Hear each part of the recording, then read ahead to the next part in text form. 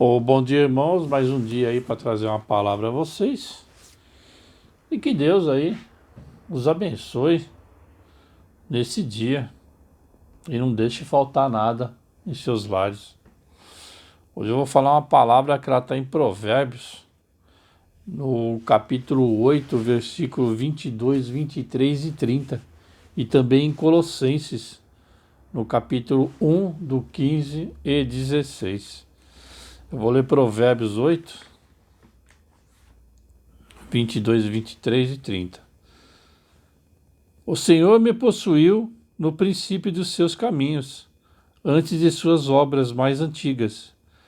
Desde a eternidade fui ungida, desde o princípio, antes do começo da terra. Eu estava com ele e era seu arquiteto. Eu era cada dia as suas delícias, folgando perante ele em todo o tempo. Para ver aí, a gente já viu que Cristo já estava com Deus, né? Quem é Jesus Cristo? Como a vida de Jesus teve início, diferentemente de qualquer outro humano, Jesus viveu no céu como pessoa espiritual, antes de nascer na terra. João 8, 23. Ele foi a primeira criação de Deus e ajudou a criar todas as outras coisas. Foi o único criado diretamente por Jeová e por isso é apropriadamente chamado de Filho unigênito de Deus. João 1,14. Jesus serviu como porta-voz de Deus e por esse motivo é também chamado a Palavra. Para vocês verem, né? Jesus já estava com Deus, né? Foi a primeira criação de Deus. E ele sempre ao lado de Deus, né? Ajudando Deus a criar todas as outras coisas. Porque Jesus veio à Terra, Deus enviou seu Filho à Terra por transferir sua vida do céu para o ventre de uma virgem judia chamada Maria. Assim Jesus não teve um pai humano. Lucas 1, no versículo 30 ao 35. Ele veio à Terra, primeiro, para ensinar a verdade sobre Deus. Segundo, para nos dar o exemplo de como fazer a vontade de Deus mesmo quando enfrentamos dificuldades. E terceiro, para oferecer sua vida perfeita como resgate. Mateus 20, versículo 28. Ó, para você ver aqui, né? Deus mandou Jesus para a terra, mas não como espírito, né? Ele veio como carne, como homem, né? Ele foi colocado no ventre de uma virgem, que era Maria, né? Mas ele não teve um pai terreno, né? Apesar de Maria casar com José, ele era pai dele aqui, mas não era pai de carne, né? Porque precisamos de um resgate? Resgate é o preço pago para libertar uma pessoa da ameaça de morte. Êxodo 21, no versículo 29 e 30. A morte e a velhice não faziam parte do propósito original de Deus para a humanidade. Como sabemos disso? Deus disse ao primeiro homem, Adão, que se ele cometesse, né, o que a Bíblia chama de pecado, ele morreria. Assim, se Adão não tivesse pecado, nunca teria morrido. Gênesis, no capítulo 2, versículo 16, 17 e no capítulo 5, versículo 5. Segundo a Bíblia, a morte entrou no mundo por meio de Adão. Portanto, Adão passou o pecado e a sua punição, a morte, a todos os seus descendentes. Precisamos de um resgate para nos libertar da morte que herdamos de Adão. Romanos, no capítulo 5, versículo 12, e no capítulo 6, versículo 23, fala sobre isso. Quem poderia pagar o resgate para nos libertar da morte? A morte é a penalidade pelos nossos próprios pecados, porque por sermos imperfeitos, não podemos pagar o resgate por ninguém. Salmos 49, o versículo 7 ao 9. Aqui a gente vê que se Adão não tivesse cometido o pecado, não haveria morte, não haveria velhice, não haveria doença, não haveria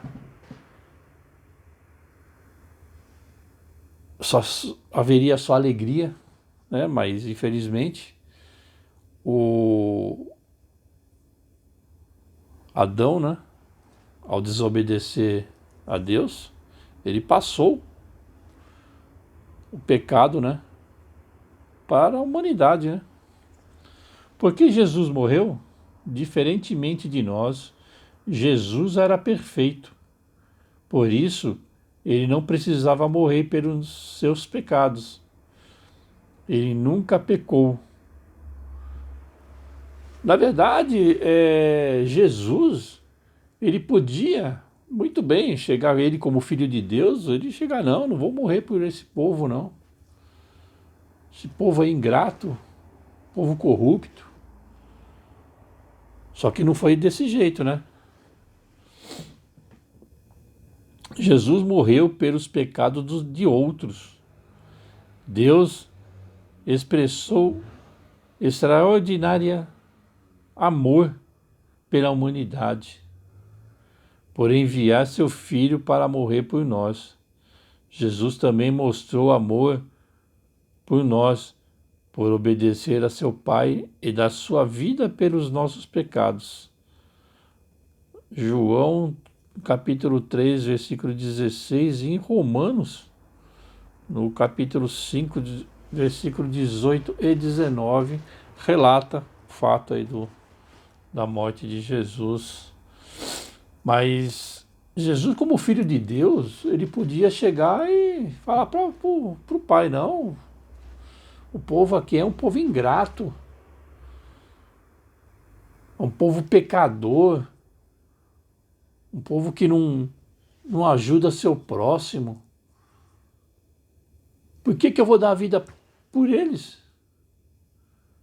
Mas a gente vê que não foi bem assim, né? Jesus, ele se entregou por ser uma pessoa que não pecava, que não tinha pecado. Era uma pessoa que era perfeito, né? E só ele poderia fazer o resgate do pecado do mundo.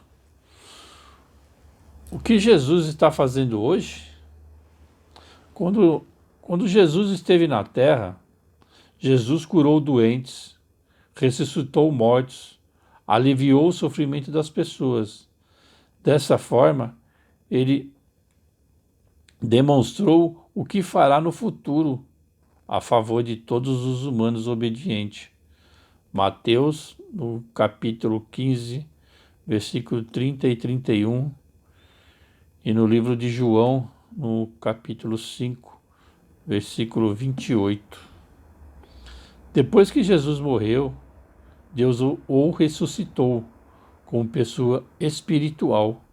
1 Pedro, no capítulo 3, versículo 18. Então Jesus esperou à direita de Deus até Jeová lhe dar poder para governar, como rei sobre toda a terra. Hebreus, no capítulo 10, versículo 12 e 13. Hoje ele está governando no céu, e seus seguidores estão anunciando as boas novas, ou boas notícias, no mundo inteiro. Daniel, capítulo 7, versículo 13 e 14, e Mateus, no capítulo 24, versículo 14, fala das boas novas, do que foi deixado para nós. Quando Jesus ele escolheu os 12 apóstolos, né? Os 12 discípulos, e um deles foi o que traiu a confiança dele, né? Que o entregou para morrer na cruz.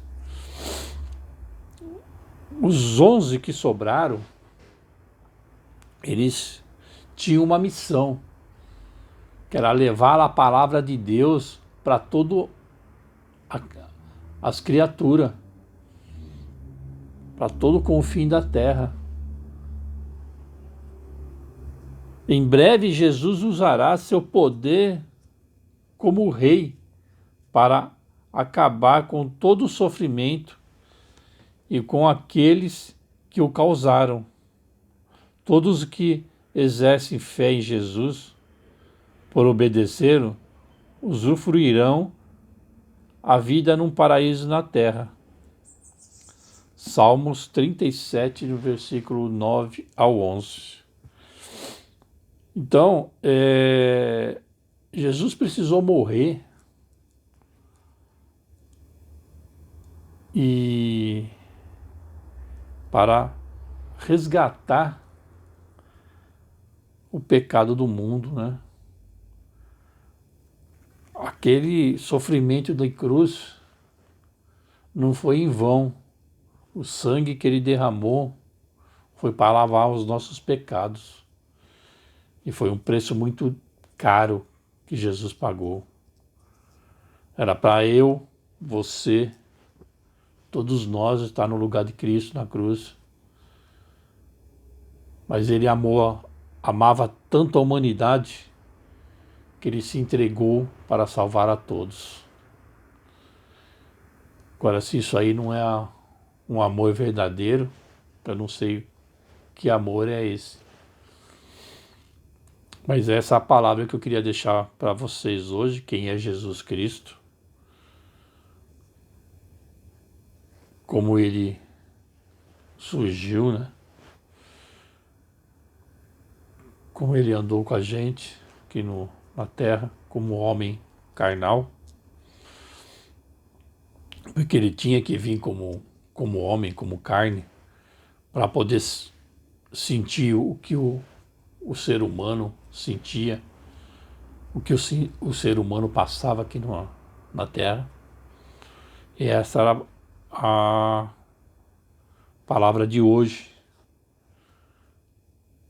que está em Provérbios 8, 22, 23 e 30 e Colossenses no 1, 15 e 16, que fala quem é Jesus Cristo.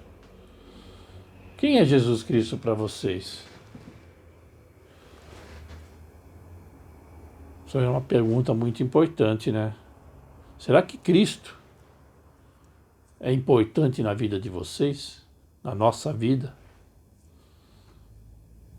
Então, hoje, essa palavra que eu queria deixar e abençoar a todos nesse dia e pedir para Deus que derrame muitas bênçãos sobre seus lares, que não deixe faltar nada, que nos proteja contra o mal e também a essa doença que assola o nosso país e o mundo. E vamos orar para pedir a Deus, né, que nos conforte, que nos fortaleça a nossa fé e que nos guie durante essa epidemia, né? Um grande abraço, fique com Deus e até uma próxima.